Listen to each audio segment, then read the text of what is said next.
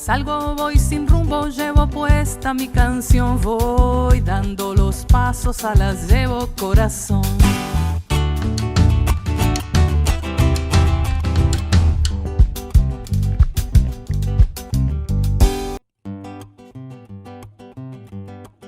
Porque seguimos caminando, comienza una vez más A Contraluz.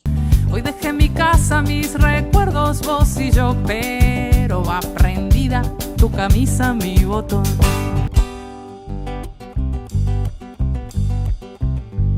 Un programa que cada semana nos trae otras voces, sonidos y perspectivas que nos den luz para comprender la realidad del mundo y su gente.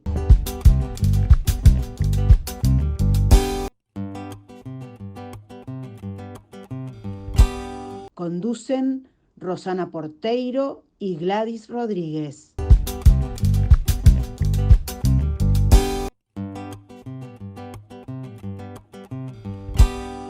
Por la carretera veo la luz que llega, por la carretera la luz.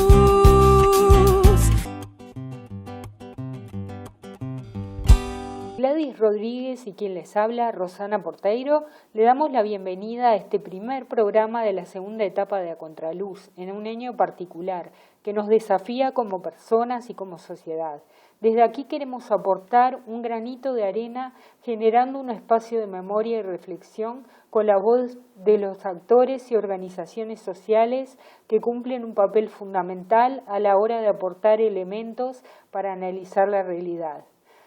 De alguna manera, bueno, empezamos una etapa en medio de una pandemia que de alguna manera nos ha obligado a buscar la utilización de la tecnología, nos ha permitido encontrar también medios alternativos y bueno, este es uno de ellos, así que bueno, bienvenidos a todos quienes nos puedan escuchar y un agradecimiento de nuevo a Brenda por estar.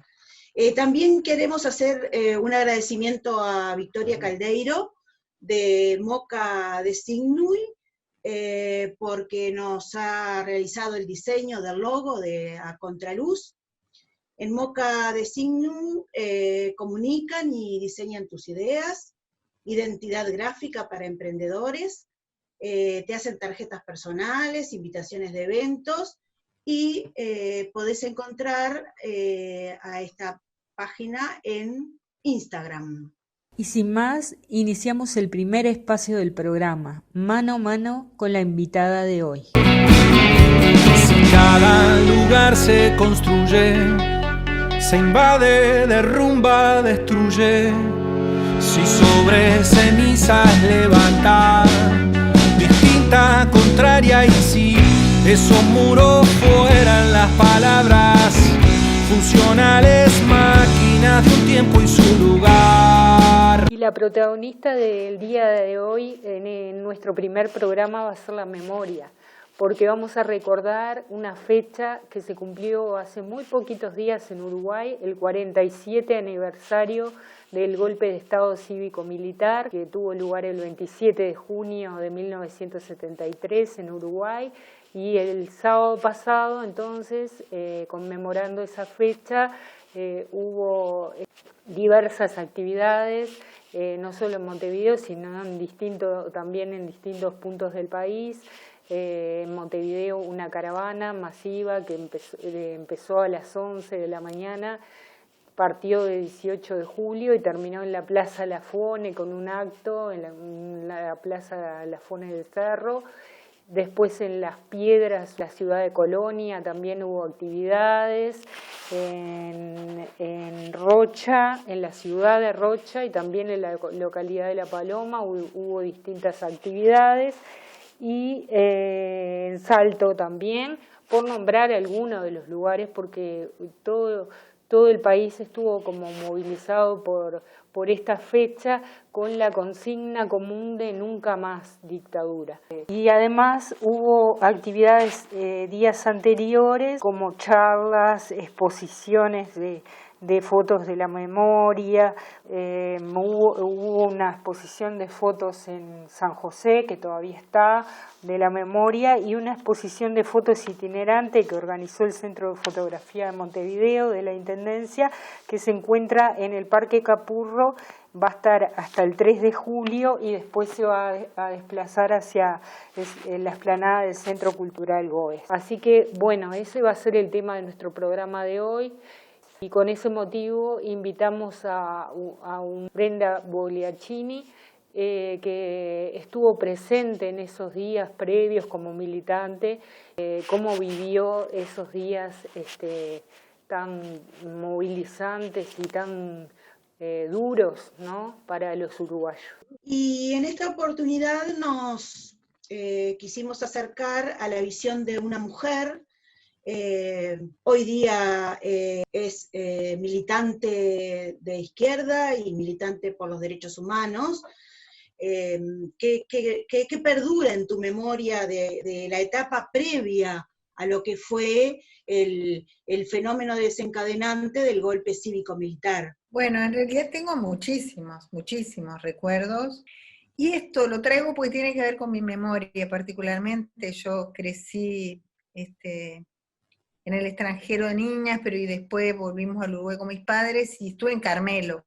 Y en el año 70 vengo a Montevideo a hacer el sexto piloto, que era ese sistema, esa educación que iba buscando caminos más participativos, más innovadores, y viene la intervención a secundaria. Y esa intervención a secundaria generará una reacción muy importante, no solo de docentes, no solo de estudiantes, estoy hablando secundaria, no la FEU, no la universidad, que también tenía desde los años 68 el movimiento más importante, más masivo, era el movimiento universitario. En secundaria pasa a ser en los años 70, y yo creo que es expresión de un malestar que está habiendo en la sociedad, un malestar de pérdida de derechos, pero en los sectores medios, en los sectores de trabajadores, en los sectores populares. Y va habiendo un corrimiento de la sociedad como a un pensamiento más crítico. Es en ese medio que aparecemos todos nosotros, más allá de la Revolución Cubana y todo eso, pero son las formas que aparecen acá. Y ahí, para mí será, viniendo del interior, de Carmelo, aunque ya habíamos empezado haciendo una huelguita, ya estábamos empezando a aparecer cosas en el interior, Montevideo tiene una cuestión de calidad mucho mayor de avance o de acumulación de ideas críticas.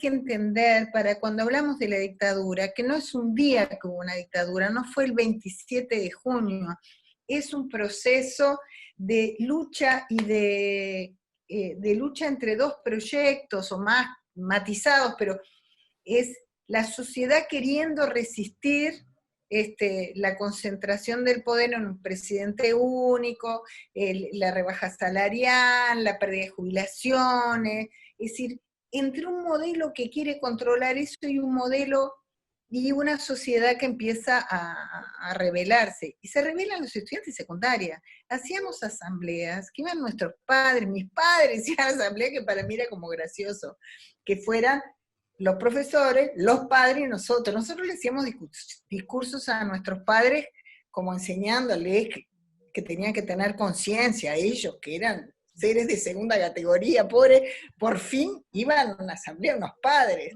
Bueno, eso, y haber hecho liceos populares, el nuestro, yo estaba en el Zorrilla, en el sexto piloto, el sistema piloto que era nuevo, distinto, era el último año, los liceos populares los hicimos. Liceos populares eran liceos los liceos los cerró porque armamos tanto lío, tanto en contra de la intervención, tanto resistimos, que las autoridades cerraron los liceos.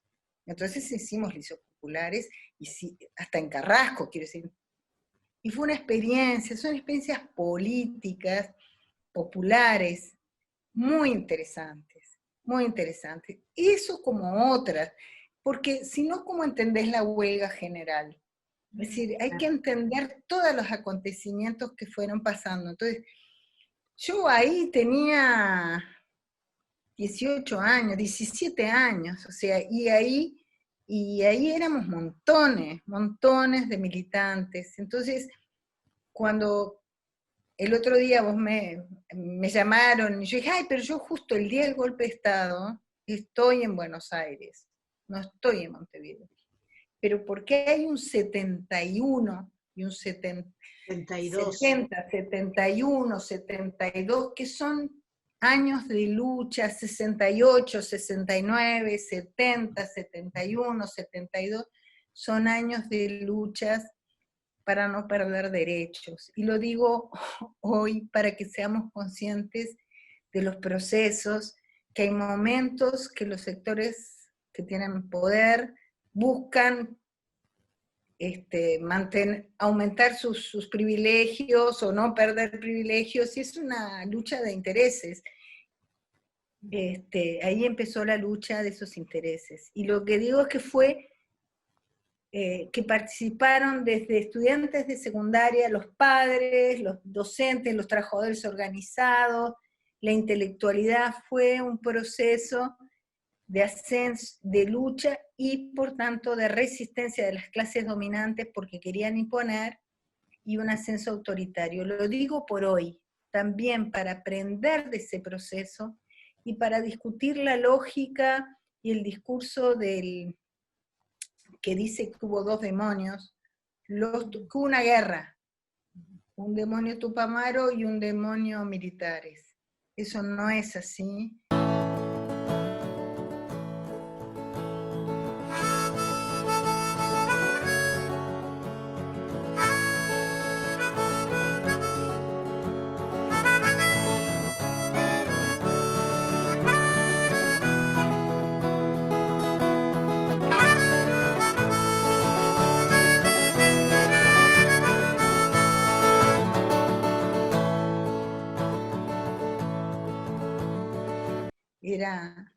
La lucha era el movimiento sindical, eran las manifestaciones, los 1 de mayo, las luchas obreras, eran los estudiantes. O sea, yo cuando la muerte de Liberarse estaba en Carmelo, ahí tenía 15 años, claro. Y ahí mis padres estaban haciendo un proceso hacia la izquierda ya, entonces, y llegué al liceo y había uno que había estado en Montevideo, porque el que había estado en Montevideo siempre sabía más.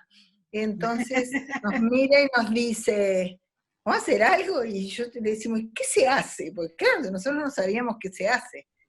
Y nos vamos todos del liceo. Y vamos, le dijimos, vamos, y atrás de él, ¿no? Arrancamos y pasamos por primera vez. Nunca se había hecho, nunca. Y salimos todos, y después salió el director y nos dijo, ¿qué hacen ustedes? Y repetíamos frases, ¿no? Esto es el poder estudiantil, decíamos. Eso es Carmelo, ¿no? En el interior. No es que había habido una huelga una vez, pero una sola. Y de ahí empezó a moverse más. Porque esto también fue el interior y Montevideo, cada lugar a su modo. Fue generando, fue viviendo este proceso de lucha y de ofensiva represiva y concentradora de poder, porque no era solo el poder militar o represivo, también era la concentración del poder político.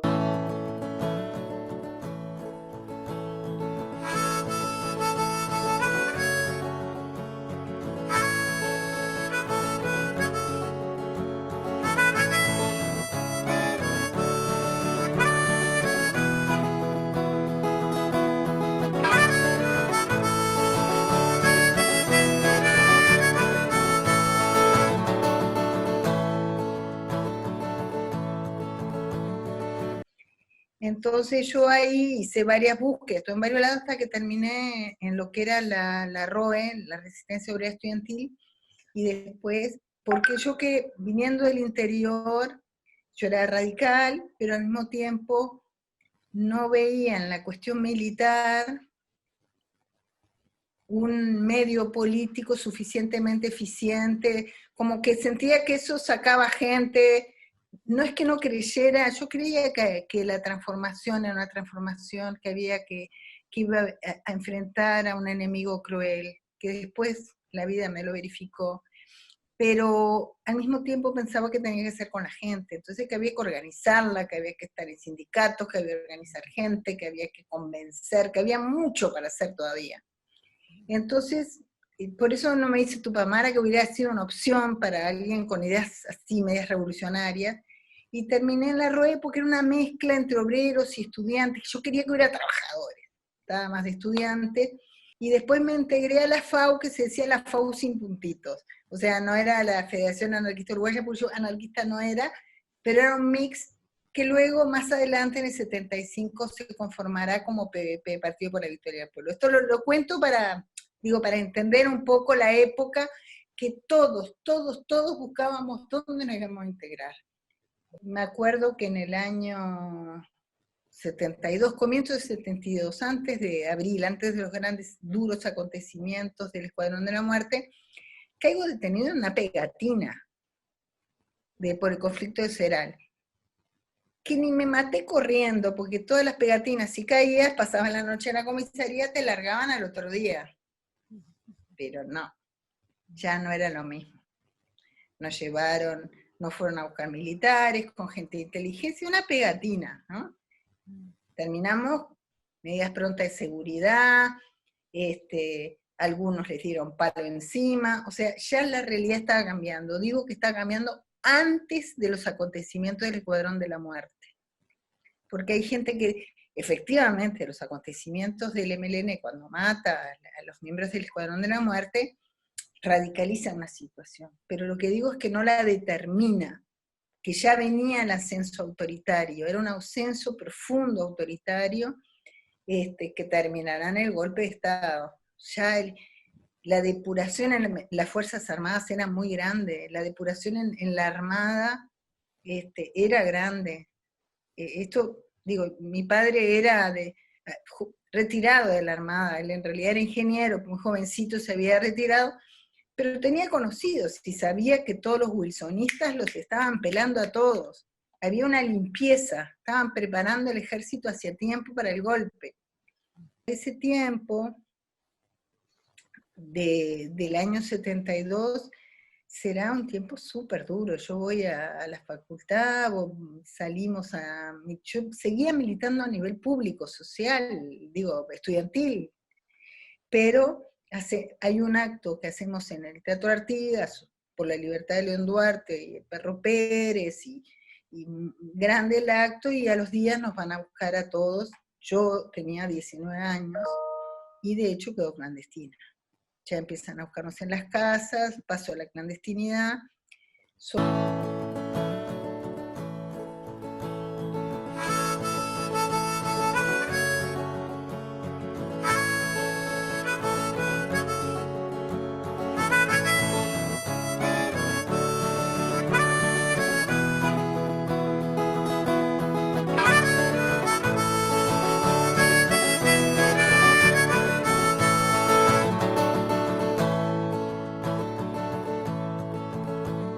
¿Cómo fue tu llegada a Buenos Aires y los primeros tiempos en la ciudad? Hay una cosa que hay que mirarla más con cabeza más de patria grande, que es que los procesos en el cono sur de América Latina es que Uruguay va en ascenso autoritario, mientras en Argentina va ganando la resistencia, y el 25 de mayo se pasa el mando de la dictadura de la NUCE a Cámpora. Y antes está Allende en Chile. Hay que ver toda esa realidad que estaba ahí rodeándonos. Entonces ahí varios compañeros que ya había la idea de formar un partido, entonces en esa idea nos vamos a Buenos Aires.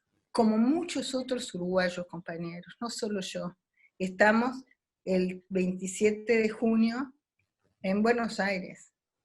Una cosa, yo diría surrealista, no sé cómo decírtelo, porque la caída de la dictadura de Galanuza en Argentina, llegar yo el 22 de mayo y el 25 de mayo a la Casa Rosada, que desde la Casa Rosada gritaran si Evita viviera sería montonera, ver la salida de los presos de Devoto, era como decir, ¡ay, esto pasa! Esto puede pasar. Y después fue el 76, ¿no? Que digo, estoy contando ese momento, que era un momento que te daba como energía, y el movimiento social argentino estaba en alza, y eso hizo ¡bum! O sea, la gente en la calle, ese mismo día, la gente le sacaba los sombreros a los militares, o sea, hicieron desfile militar, la gente se les subía a los camiones, se les subía a los tanques, les sacaban los sombreros, les cantaban entre medio, la marcha peronista, o sea, fue la rebelión, porque los argentinos, nosotros somos tan bien portados que no se puede creer, somos súper correctos, ellos son unos audaces, se trepaban a todo, y yo miraba con los ojos así. Si allá ya había tortura sistemática en Uruguay, había compañeros recontracaídos en cana, estábamos que ya no quedaban locales para protegerse, teníamos que salir del país con los recursos que hubiera, y aquello era lo contrario. Entonces, es en ese contexto de la patria grande, llena de protegidos, porque nos amaban, los argentinos nos quieren. Sí. Entonces, y además, si estabas refugiado, era de izquierda, el otro de izquierda, te amaban, te abrazaban así.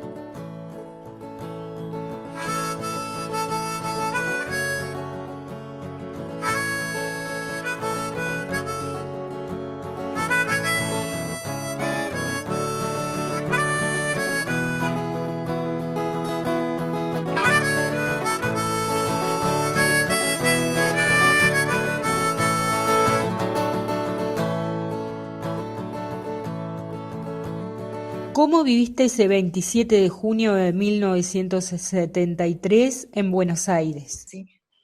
Entonces ese 27 de junio fue surrealista. Yo tenía que militar, había compañeros que iban a una especie de comité de uruguayos, yo como estaba en la formación del PVP, juntando materiales, tenía que estar más guardadita. Yo me enteré por radio, prendí la radio y me enteré por radio. Yo no me comunicaba con mi familia por razones de seguridad, se entiende que nos cuidábamos mucho, y yo con mis compañeros me veía los días acordados. Yo pasé sola, oyendo por radio eso, que era como una cosa, mira, me vino una cosa rara al cuerpo ahora, una cosa angustiosa, muy, muy fuerte, pero fue una sensación rarísima, emociones encontradas, y a partir del otro día, ya después, algún día me escapé, hice cosas que no tenía que hacer, nos fuimos todos a un partido de fútbol a poner un cartel gigante abajo la dictadura, todas esas cosas que no había que hacer, hicimos todas. Una vez de un comité de uruguayos se llevaron 90 presos, por una llamada pública a juntarse, fueron, y acá, época democrática, todavía no era la época dura argentina. Otra vez, lo de la patria grande, estaba lleno de uruguayos Buenos Aires, o sea, yo quiero la Argentina enormemente, que hay muchos uruguayos que no lo entiendan eso, porque fue un lugar de protección para organizarnos, de todos los sectores políticos, ahí estaba desde Wilson Ferreira, así fue el lugar para el Cóndor, ¿no? Para lo contrario, pero también fue para nosotros, que me cuidaron, me dieron casa, porque cuando el PVP nos hicieron una ofensiva súper dura, detuvieron muchos compañeros, si tuvimos recules porque pudimos entreverarnos entre los argentinos, ¿no? Salirnos de nuestro circuito y poder entrar en el circuito argentino. Entonces, también íbamos a un centro los argentinos armaron un centro de SICSO, se llamaba, de ciencias sociales, que toda una barra de intelectuales y de militantes argentinos armaron, y ahí íbamos uruguayos, chilenos, argentinos, a cursos sobre el cordobazo, cursos sobre crisis políticas, pensamiento de Gramsci, a discutir y aprender. Yo cumplí 20 años. Cuando crucé ya a Buenos Aires tenía 20, quedé clandestina con 19, pero cuando crucé a Buenos Aires ya tenía 20. Yo era enorme, ¿no? Tenía 20 años. Y ir a ese lugar era como para todos, no solo para mí, porque iba Gerardo Gatti, digo, iban pesos pesados de todos lados y se hacían cursos, se hacían debates y había un lugar de investigación. Uno ve también lo que puede ver, ¿entendés? Siempre hay los lúcidos que ven bien, ¿no? Pero la mayoría que habíamos logrado, por ejemplo, en el caso del PVP, formar el PVP, que había venido gente de Montevideo, que nos dábamos cuenta que habíamos armado una cosa en Montevideo interesantísima.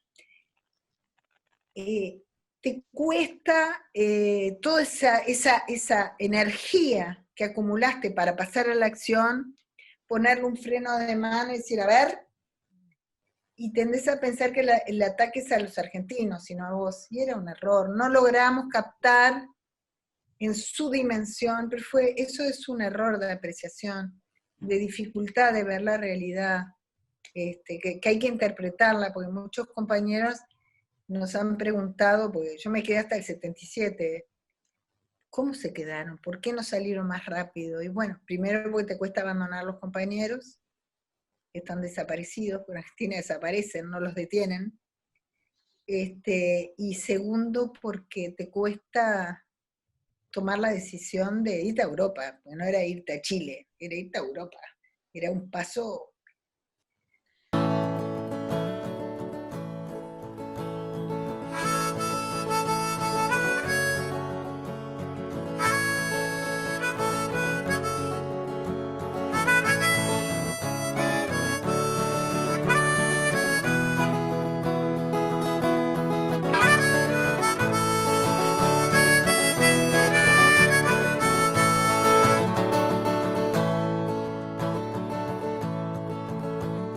¿Cómo se marca esta fecha, este 27 de junio, en el contexto sociopolítico actual que vive Uruguay? Que me pareció muy pertinente que se retomara el tema del 27 de junio, el tema de la huelga general, o sea, también traer, no como crítica a la represión, sino como reacción, retomar el tema de la lucha por los derechos y las libertades democráticas, que hay que poder ver el valor de eso, la importancia, la trascendencia, y yo lo que estoy viendo, el otro elemento, aparte es la concentración del poder. Entonces, de un Uruguay que lucha por democratizar y diversificar y descentralizar, a una lucha, a una concentración feroz del poder, de un poder en un personaje que tuvieron que inventarlo, porque la calle Pou, dentro de todo, si no lo hubieran armado todas estas operaciones de conferencia de prensa, situarlo como presidente era una tarea muy difícil, porque no tiene los portes para hacerlo, y lo situaron con sus conferencias de prensa todos los días. Son operaciones políticas de alto nivel pensadas, están bien pensadas, no hay que subestimarlos, hay que ver el peso que tienen. Por otro lado, el partido militar, creo que a la izquierda y al Frente Amplio en particular, le merece una autocrítica muy, muy profunda. Yo creo que yo milito en el Frente Amplio, soy del PVP, soy una de las fuerzas del Frente Amplio. Nosotros siempre hemos discrepado en ese tema, pero bueno, no hemos logrado convencer de que el tema militar era un tema sumamente importante, que era una pieza clave la depuración, que era una pieza clave ponerlos bajo el control democrático, que era una pieza clave sacar la influencia y discutir con la sociedad esta lógica del enemigo interno que está volviendo la idea del enemigo interno, o el joven, o el chorro, o el que no obedece las reglas del coronavirus, o es una lógica que todo lo resuelve de manera punitiva. Todos los problemas sociales se resuelven con palos. Eso es una lógica que se educa, que se trabaja, y todos convergen, porque la LUC, en educaciones, todo tiene que mandarlo el MEC. Todo tiene que ser un director en Econdicen, un director en primaria, un director en secundaria, es decir, todas las lógicas intersectoriales, entre actores, todo eso fuera. Eso no. Hay una desacreditación de una idea de democracia participativa, de la democracia como gobierno popular, como la gente. Todo eso es una idea vertical, de arriba abajo, y ellos no hacen política, ellos gobiernan, dicen. O sea, ellos imponen su política. Pacheco Areco pone ministros que son los representantes del poder económico, como sin mediación de los políticos, pone a Peirano. ¿Está? Todos conocemos a Peirano. Bueno, hoy, el que dirige la JUNASA, que es la Junta Nacional de Salud, es el que durante estos años representó al sector privado de la salud. Es como poner a los actores directos, como el ministro de Ganadería, ¿no? Pones al actor directo de los otros intereses. Yo ahí, creo que el mecanismo de poner los intereses directos, lo que tiene de nuevo es poner los intereses transnacionales directos, ¿tá? Porque en aquella época eran los intereses de esta burguesía uruguaya, que sigue siendo una burguesía. Hay un artículo muy interesante que recomiendo de Juan Geimonat, sobre, es una actualización de estudio de las clases dominantes de Uruguay, y siguen siendo clases, las uruguayas, siguen siendo clases muy a lo provinciano, o sea, es como un patriciado, son los nombres, son los Otegui, los Maylos, o sea, son nombres que se repiten, son familias que tienen linaje, que se transmite. Y a mí me parece que además recordar ese periodo, repensarlo, ¿no? Porque uno lo recuerda y lo repiensa con otros, o lo repiensa con gente más joven que te hace preguntas, entonces te hace reflexionar con mayor profundidad. Yo creo que es muy importante por el momento que estamos viviendo. Incluso tiene una particular pertinencia, porque nosotros estamos viendo la transformación de un sistema político que va tomando un costado punitivo, que viene de antes, como una línea que lleva muchos años de aumentar el carácter punitivo, y ahora va adquiriendo además esta forma de gobierno, otra vez muy presidencial, muy vertical, muy que la complejidad del sistema institucional va como desapareciendo, y como el ejemplo de la luz, como una ley urgente consideración, como una ley que todo lo puede romper las reglas, cómo se van rompiendo las reglas. Y a mí, con muchos de mi generación, hacemos como una especie de comentario como algo ya visto, ¿no? Como procesos de transformación del aparato del Estado, de las relaciones entre los gobernantes y los gobernados, o sea, cómo cambia esa relación, el rol nuevo de los medios de comunicación jugando un rol de articulación con formas de gobierno centralizada. En la LUC es la centralización. Ustedes se acuerdan que en aquellos años secundaria tenía una forma autónoma de gobierno, y lo que hace el pachequismo es intervenirlo, para intervenir la educación, perder la autonomía, es clave para los gobernantes de derecha en aquella época, era clave tomar el control de la educación. Bueno, y en ese momento, disculpame una interrupción que te hago ya que mencionaste la educación. Se había nombrado por parte de las asambleas técnico-docentes, se había votado al profesor Rodríguez Zorrilla como representante de los docentes al Consejo de Secundaria, y cuando llega al Senado, porque tenía que obtener la venia, no se la dan, ¿no? Entonces, ese fue como también tiene un punto de contacto con lo que está pasando hoy en el plano educativo en el marco de la ley de urgente consideración. La ley de urgente consideración lo que hace es darle el poder al MEC, al Ministerio Político, al Poder Ejecutivo.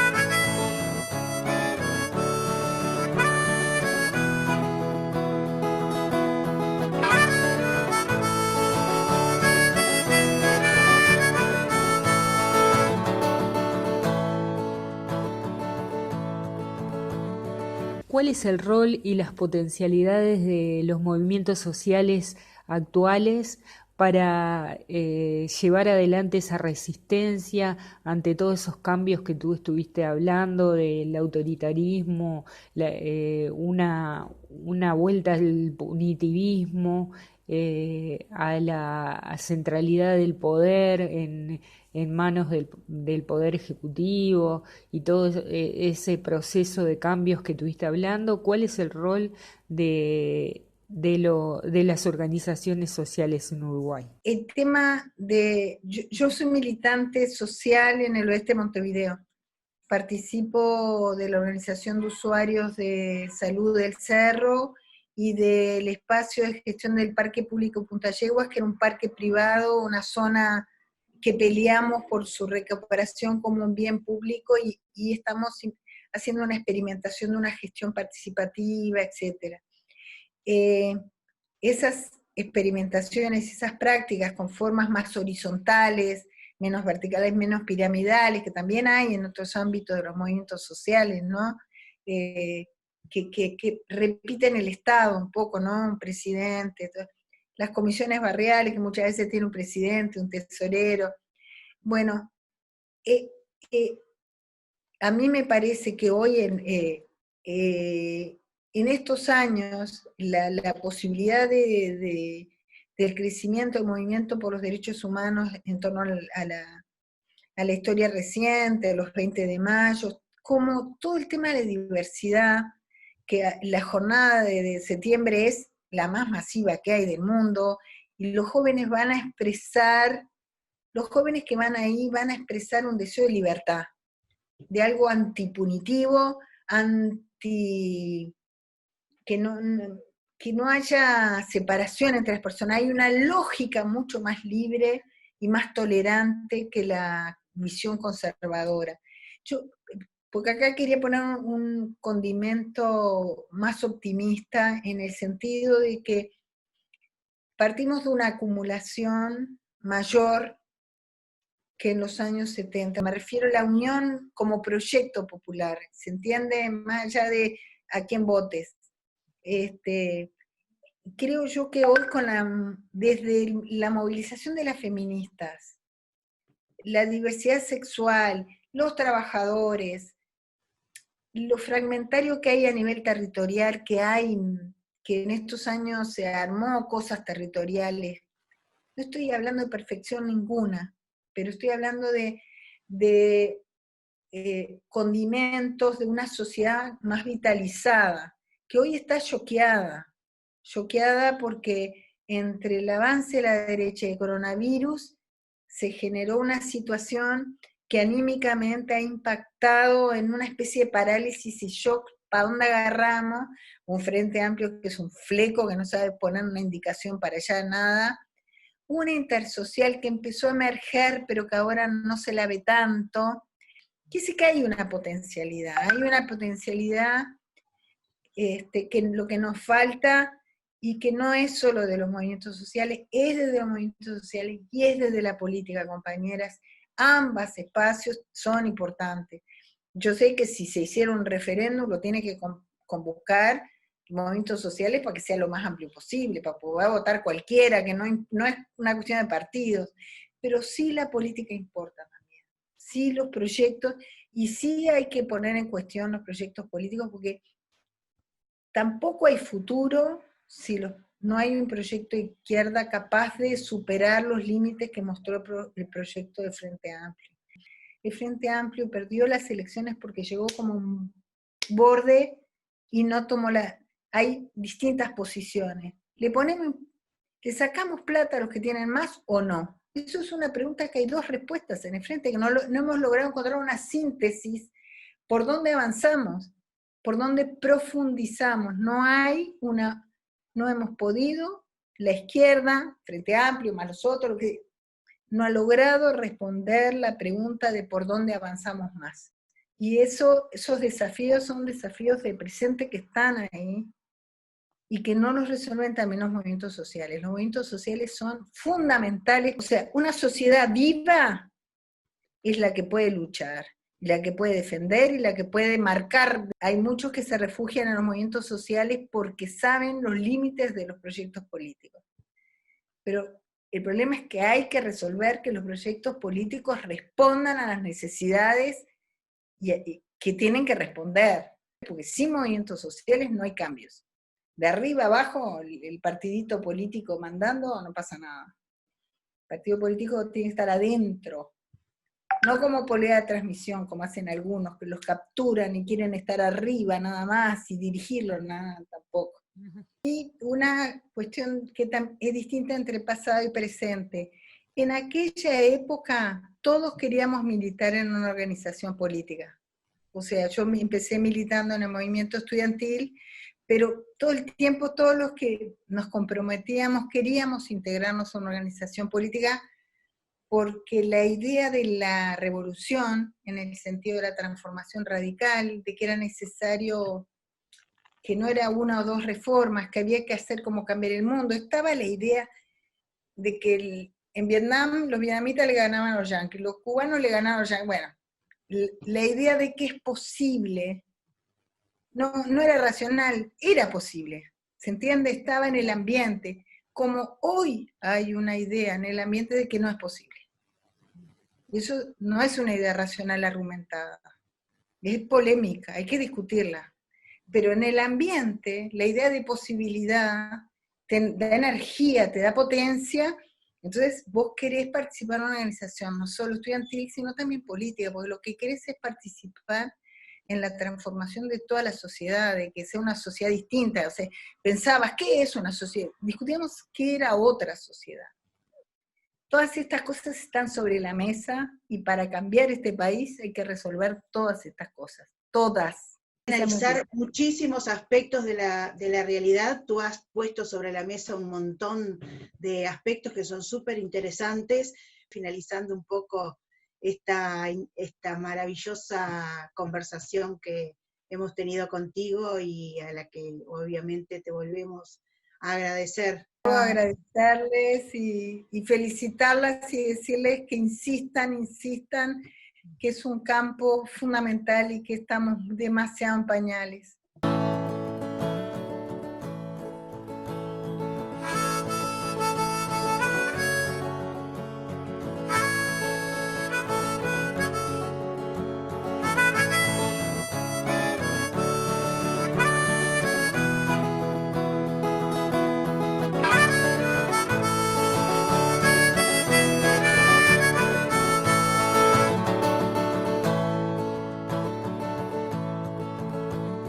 Bueno, y para finalizar este espacio, nada mejor que traer a Mario de Benedetti, que este año se cumple el centenario de su nacimiento. Y Mario expresa muy bien poéticamente este momento tan doloroso que significó para la historia de nuestro país, en un poema que se llama Hombre que mira a su hijo preso, que dice lo siguiente. Cuando era como vos me enseñaron los viejos y también las maestras bondadosas y miopes que libertad o muerte era una redundancia. ¿A quién se le ocurría en un país donde los presidentes andaban sin capangas? Realmente no sabían un corno, pobrecitos. Creían que la libertad era tan solo una palabra aguda, que muerte era tan solo grave o llana, y cárceles, por suerte, una palabra esdrújula. Olvidaban poner el acento en el hombre. Uno no siempre hace lo que quiere. Uno no siempre puede, por eso estoy aquí, mirándote y echándote de menos. Botija, aunque tengas pocos años, creo que hay que decirte la verdad, para que no la olvides. Por eso no te oculto que me dieron picana, que casi me revientan los riñones. Todas estas llagas, hinchazones y heridas que tus ojos redondos miran hipnotizados, son durísimos golpes, son botas en la cara. Demasiado dolor para que te oculte, demasiado suplicio para que se nos borre. Pero también está bueno que conozcas que tu viejo cayó o puteó como un loco, que es una linda forma de callar. Que tu viejo olvidó todos los números, por eso no podría ayudarte en las tablas, y por lo tanto todos los teléfonos. Y acordarse de vos, de tu carita, lo ayudaba a callar. Una cosa es morirse de dolor, y otra cosa es morirse de vergüenza. Por eso ahora me podés preguntar, y sobre todo puedo yo responder. Uno no siempre hace lo que quiere, pero tiene el derecho de no hacer lo que no quiere. Llorá no más, Botija. Son macanas que los hombres no lloran. Aquí lloramos todos. Gritamos, berreamos, moqueamos, chillamos, maldecimos. Porque es mejor llorar que traicionar. Porque es mejor llorar que traicionarse. Llora, pero no olvides.